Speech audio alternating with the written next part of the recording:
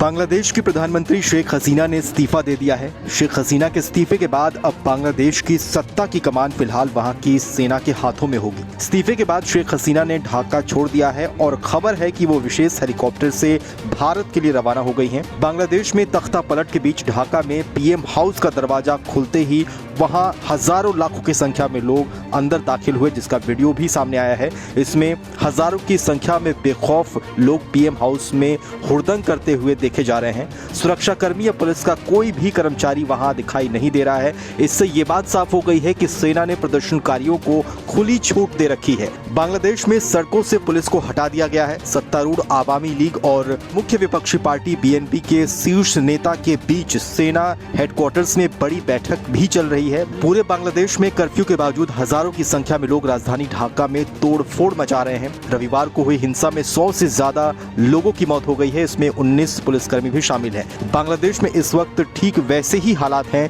जैसे कुछ समय पहले पाकिस्तान में देखे गए थे। पाकिस्तान के अलावा भारत के एक और पड़ोसी श्रीलंका में भी तख्ता पलट के दौरान इसी तरह के हालात बने थे। छात्र नेताओं ने प्रधानमंत्री शेख हसीना के इस्तीफे की मांग को लेकर सविनय अवज्ञा आंदोलन की घोषणा की है। ऐसे में सवाल है कि आखिर बांग्लादेश में छात्रों में इतना गुस्सा क्यों है और इतने बड़े पैमाने पर प्रदर्शन क्यों हो रहे हैं। बांग्लादेश में आरक्षण के मुद्दे को लेकर कई बार हिंसा हो चुकी है।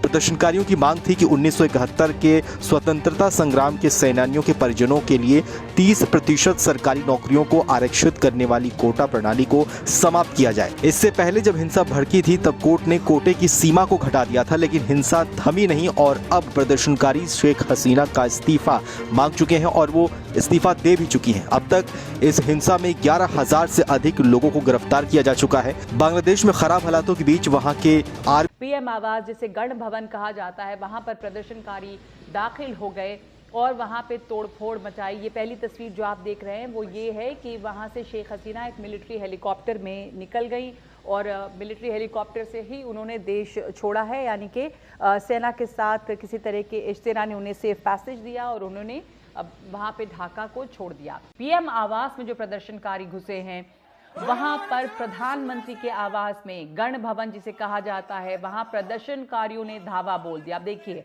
बिस्तर पर लेटे हैं। कुछ घंटों पहले जहां पर प्रधानमंत्री रह रही थी उनके घर में उनके बिस्तर पे प्रदर्शनकारी हैं। प्रधानमंत्री आवास पर प्रदर्शनकारियों का कब्जा है। क्रांतिकाल चलছে। আমি সমস্ত রাজনৈতিক দলের নেতৃবৃন্দকে এখানে আমন্ত্রণ করেছিলাম। ওনারা এখানে এসেছেন। আমরা একটা সুন্দর আলোচনা করেছি।